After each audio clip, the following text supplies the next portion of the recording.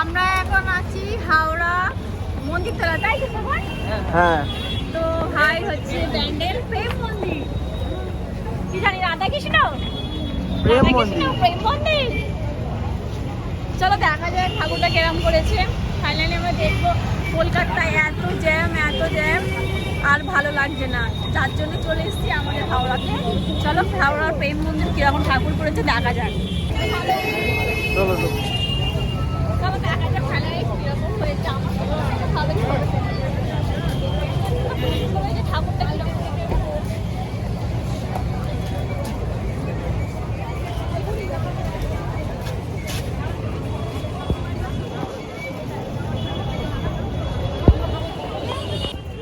এখন অনেকটাই টাইম বলো।